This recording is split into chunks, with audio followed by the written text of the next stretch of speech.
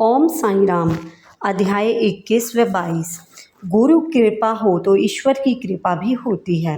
जिस प्रकार एक दयालु माता बालक के उपचारार्थ कड़वी औषधि का बलपूर्वक प्रयोग करती है, उसी प्रकार श्री साईं बाबा भी अपने भक्तों के कल्याणार्थ ही उपदेश दिया करते थे। वे अपनी पद्धति गुप्त न रख के पूर्ण स्पष्टता को ही अधिक महत्व देते थे। इसी कारण जिन भक्तों ने उनके उपदेशों का पूर्णतः पालन किया, वे अपने ध्येय की प्राप्ति में सफल हुए। श्री साईं बाबा जैसे सतगुरु ही ज्ञान चक्षुओं को खोलकर आत्मा की दिव्यता का अनुभव देने में समर्थ हैं। विषय वासनाओं से आसक्ति नष्ट कर वे भक्तों की इच्छाओं को पूर्ण कर देते हैं, जिसके फलस्वरूप ही ज्ञान और वैराग्य प्राप्त होकर ज्ञान की उत्तरोत्तर उन्नति होती रहती है। यह सब केवल उसी समय संभव है जब हमें सतगुरु का सानिध्य प्राप्त हो और सेवा के पश्चात हम उनके प्रेम को प्राप्त कर सकें। तभी भगवान भी, जो भक्त काम कल्प तरु हैं, हमारी सहायतार्थ के लिए आते हैं। वे हमें कष्टों और दुखों से मुक्त कर सुखी बना देते हैं। यह सब प्रगति केवल सतगुरु की कृपा से ही संभव है, जो कि स्वयं ईश्वर के प्रतीक हैं। इसलिए हमें सतगुरु की खोज में सदैव रहना चाहिए। अगला पहरा, साठे को गुरु चरित्र पारायण का उपदेश। बंबई के एक व्यापारी श्री साठे को एक बार व्यापार में अधिक हानि हुई। वे अत्यंत निराश हो गए और अशांत होने के कारण घर छोड़कर किसी एकांत स्थान में वास करने का विचार करने लगे। उनके एक मित्र ने उन्हें शिरडी जाने की सलाह दी। उन्हें यह विचार अति रुचिकर प्रतीत हुआ और सन 1917 में वे शिरडी गए।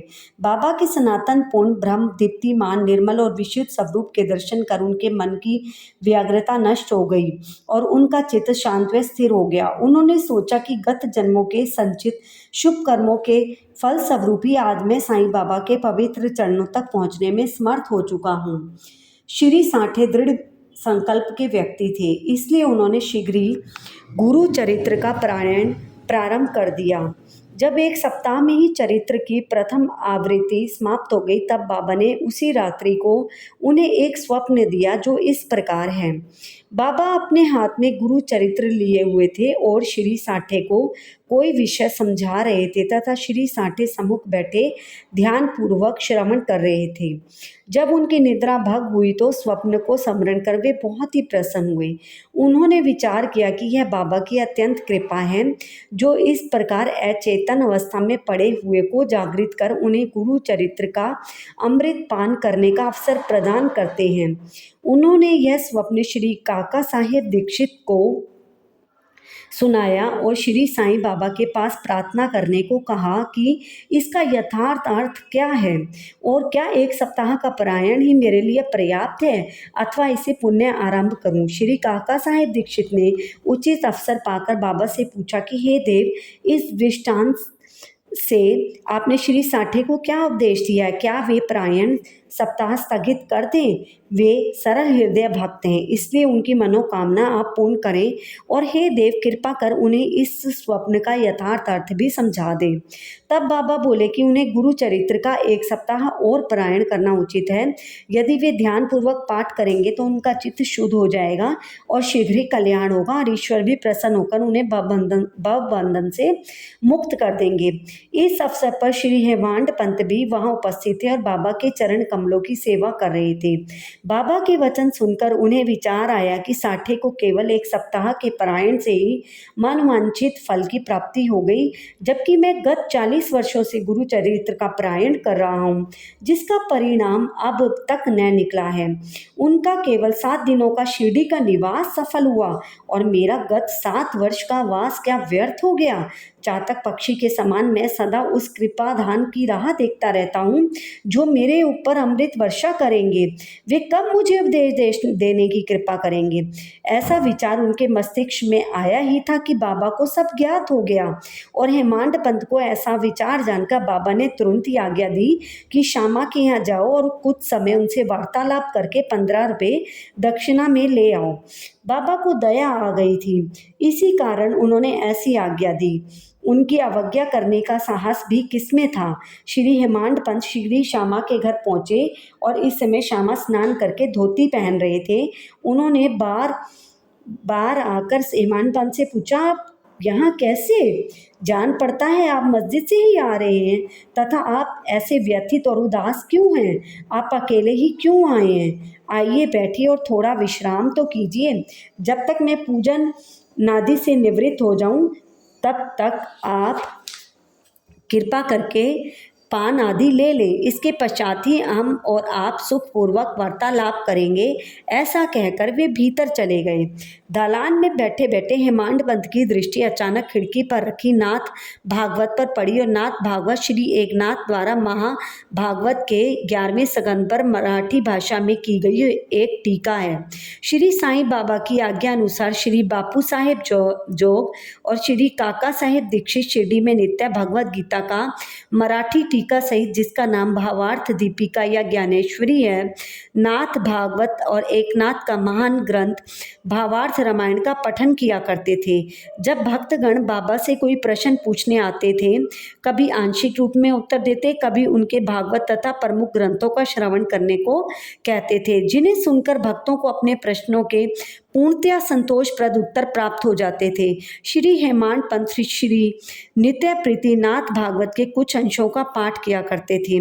आज प्रातः मस्जिद आते समय कुछ भक्तों के सत्संग के कारण उन्होंने अपना नित्य नियम अनुसार पाठ अधूरा ही छोड़ दिया था।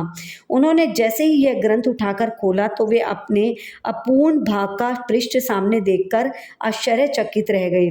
उन्होंने सोचा कि बाबा ने इसी कारण मुझे यहाँ भेजा है, ताकि मैं अपना शेष पाठ पूरा कर लूं, और उन्होंने शेष अंश का पाठ प्रारंभ कर दिया।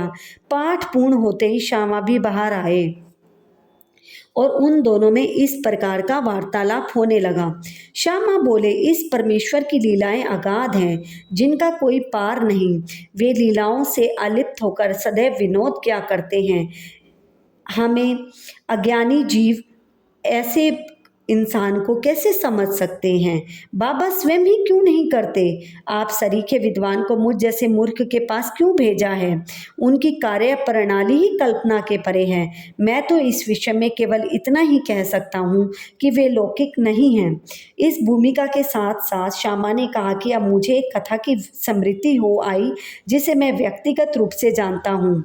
जैसी भक्त की निष्ठा और भाव होता है, बाबा भी उसी प्रकार की सहायता करते हैं। कभी कभी तो बाबा भक्त की कठिन परीक्षा लेकर उसे उपदेश दिया करते हैं। उपदेश शब्द सुनकर साठे के गुरु चरित्र प्राण की घटना का तत्काल ही स्मरण करके हेमांड पंत को रोमांच हो आया। उन्होंने सोचा, कदाचित बाबा ने मेरे चित्त की चंचलता को नष्ट करने के लिए ही मुझे यहाँ भेजा है। फिर भी वे अपने विचार प्रकट न कर श्यामा की कथा को ध्यानपूर्वक सुनने लगे। उन सब कथाओं का सार केवल यही था कि अपने भक्तों के प्रति बाबा के मन में कितनी दया और स्नेह है। इन कथाओं को श्रवण कर हेमांड पंत को आंतरिक उल्लास का अनुभव होने लगा। तब श्यामा ने नीचे लिखी हुई कथा कही, श्रीमती राधाबाई देशमुख की कथा। एक बार एक खशाबा देशमुख की वृद्धा माँ श्रीमती राधाबाई देशमुख बाबा की कीर्ति सुनकर संगमरमर के लोगों के साथ शिरडी आई। बाबा के श्री दर्शन करके उन्हें अत्यंत प्रसन्नता हुई। श्री साईं चरणों में उनकी अटल श्रद्धा थी, इसलिए उन्होंने निश्चय किया कि जैसे भी हो बाबा को अपना गुरु बना उनसे उपदेश ग्रहण किया जाए। आमरण अनशन का दृढ़ निश्चय करके अपने विश्राम गृह में आकर उन्होंने अन्न जल त्याग दिया, और इस प्रकार 3 दिन व्यतीत हो गए। वृद्धा का ऐसा दृढ़ निश्चय देखकर बाबा ने उसे अपने पास बुलाया तथा मधुर उपदेश देकर उनकी मनोवृत्ति परिवर्तित कर दी। फलस्वरूप वृद्धा ने अपना उपवास त्याग दिया। यह कथा ध्यानपूर्वक एकाग्रता से श्रवण कर तथा उसके उपयुक्त अर्थ का विचार कर हेमांड पंत को बड़ा ही आश्चर्य हुआ और उनका हृदय भर आया और उन्हें रोमांच भी हो गया। अत्यंत आनंद विभोर हो जाने से उनका कंठ रुद्ध गया और वे मुख से एक भी शब्द न बोल सके। उनकी ऐसी स्थिति देखकर श्यामा ने पूछा, आप ऐसे सद्बद्ध क्यों हैं? बात क्या है? बाबा की तो इस प्रकार की लीलाएं अनगिनत है, जिसका वर्णन मैं किस मुख से करूं? ठीक उसी समय मस्जिद में घंटा नाद होने लगा, जो कि मध्याह्न पूजन और आरती का प्रारंभ का घोतक था। तब श्यामा और हेमान पंत भी शीघ्र ही मस्जिद की ओर चले और बापू साहेब जोग ने पूजन आरंभ कर दिया। स्त्रियां मस्जिद के में ऊपर खड़ी थी और पुरुष वर्ग नीचे मंडप में। सब उच्च स्वर में वादों के साथ साथ आरती गा रहे थे। तभी हेमान पंत का हाथ पकड़े हुए श्यामा ऊपर पहुंचे और वे बाबा के दाईं ओर तथा हेमान पंत बाबा के सामने बैठ गए। उन्हें देख बाबा ने श्यामा से लाई गई दक्षिणा देने के लिए कहा। तब हेमान पंत ने उत्तर दिया कि रुपयों के बदले में श्यामा ने मेरे द्वारा आपको 15 नमस्कार भेजे हैं तथा स्वयं यहाँ आकर उपस्थित हो गए हैं। बाबा ने कहा, अच्छा ठीक है, तो अब मुझे ये बताओ कि तुम दोनों में किस विषय पर वार्तालाप हुआ। तब घंटे, ढोल और सामूहिक ज्ञान की ध्वनि की चिंता न करते हुए हेमान पंत उत्कंठा पूर्वक उन्हें यह वार्तालाप सुनाने लगे। बाबा भी सुनने को अति उत्सुक थे, इसलिए वे तकिया छोड़कर थोड़े आगे की ओर झुके और हेमान पंत ने कहा, वार्ता अधिक सुखदायी थी। विशेषकर उस वृद्ध महिला की कथा तो ऐसी अद्भुत थी, जिसे श्रवण कर मुझे तुरंत ही विचार आया कि आपकी लीलाएं अगाध हैं और इस कथा की ओट में मुझ पर अपने विशेष कृपा की है। तब बाबा ने कहा, वह तो मुझे ही आश्चर्यपूर्ण है। अब मेरी तुम पर कृपा कैसे हुई, इसका पूर्ण विवरण सुनाओ। कुछ काल पूर्ण सुना वार्तालाप जो उनके हृदय पटल पर अंकित हो चुका था, वह बस उन्होंने बाबा को सुना दिया। वार्ता सुनकर बाबा अति प्रसन्न हो कहने लगे, कथा से प्रभावित होकर उसका अर्थ भी तुम्हारी समझ में आया है। तब हेमांड पंत ने उत्तर दिया, हाँ बाबा, आया तो है। उससे मेरे चित्त की चंचलता नष्ट हो गई। अब यथार्थ में मैं वास्तविक शांति और सुख का अनुभव कर रहा हूँ तथा मुझे सत्य मार्ग का पता चल गया है। तब बाबा बोले, सुनो, मेरी पद्धति भी अद्वितीय है।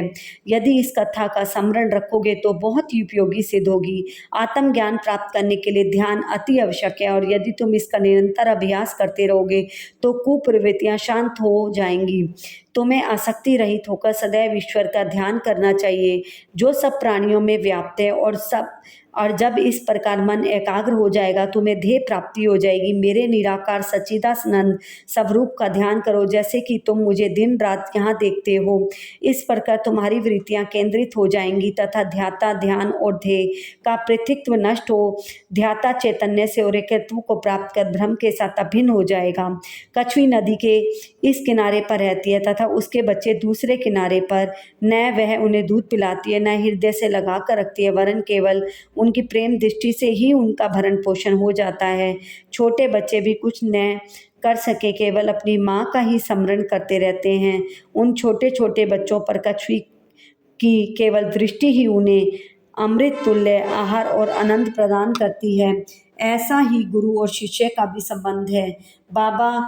बाबा ने ये अंतिम शब्द कहे ही थे कि आरती समाप्त हो गई और सबने उच्च स्वर से श्री सच्चिदानंद सतगुरु साईनाथ महाराज की जय बोली।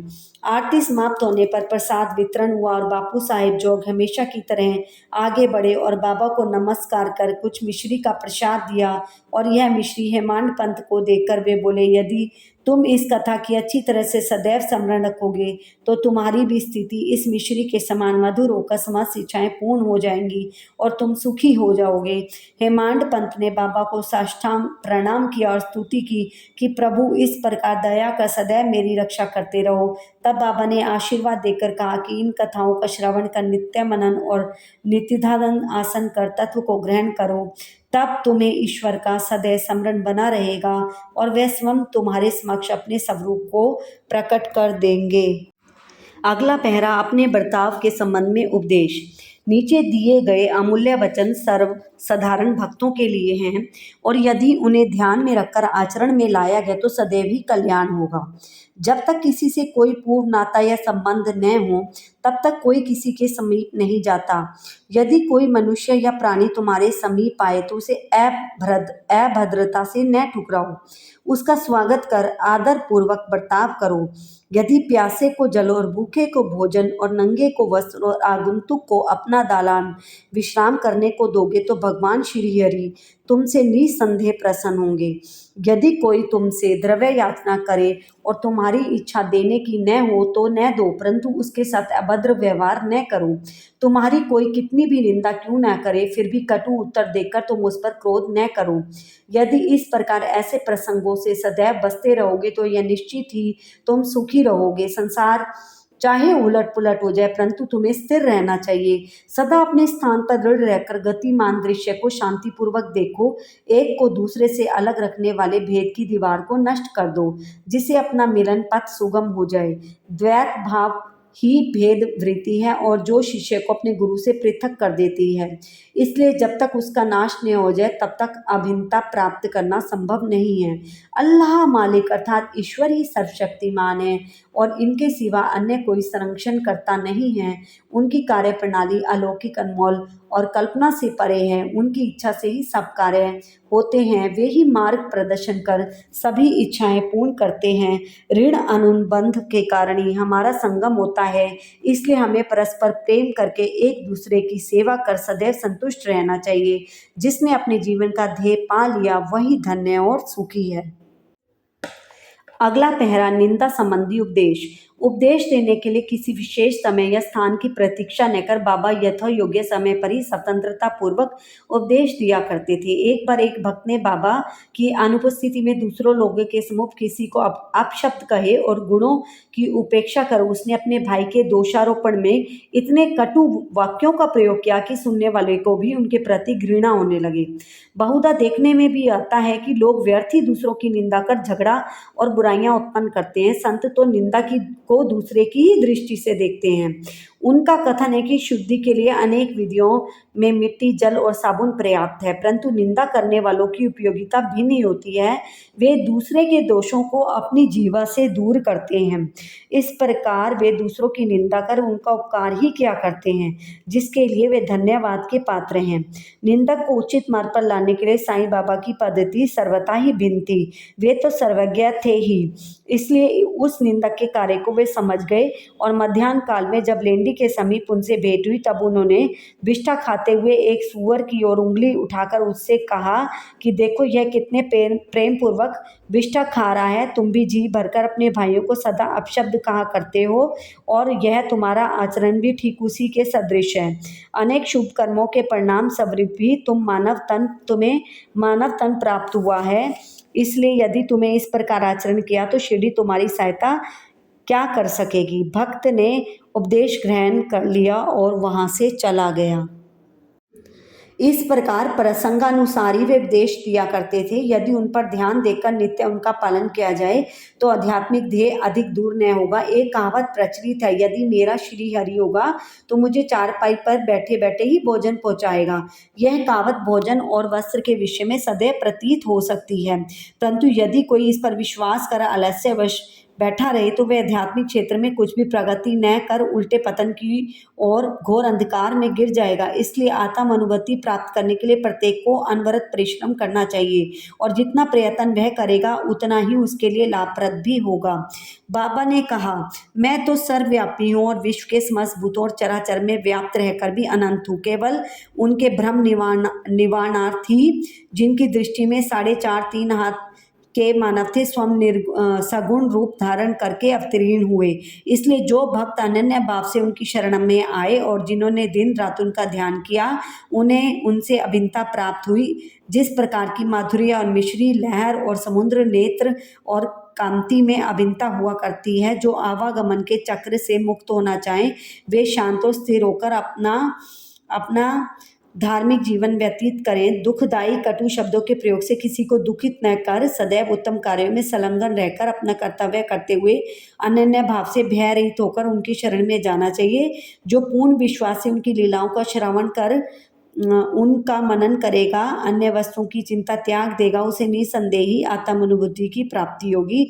इसलिए अनेकों से नाम का जाप कर अपनी शरण में आने को कहा। और जो यह जानने को उत्सुक थे कि मैं कौन हूँ, बाबा ने उन्हें लीलाएं श्रवण कर और मनन करने का परामर्श दिया। किसी को भगवत लीलाओं का श्रवण, किसी को भगवत पाद पूजन, तो किसी को अध्यात्म, रामायण व ज्ञानेश्वरी तथा धार्मिक ग्रंथों का पठन व अध्ययन करने को कहा। अनेकों को अपने चरणों के समीप ही रहकर बहुतों को खंडोबा के मंदिर में भेजा और अनेकों को विष्णु सहस्त्र नाम का जाप करने व छांदोग्य उपनिषद तथा गीता का अध्ययन करने को कहा। इति अध्याय 21-22। ओम साई राम।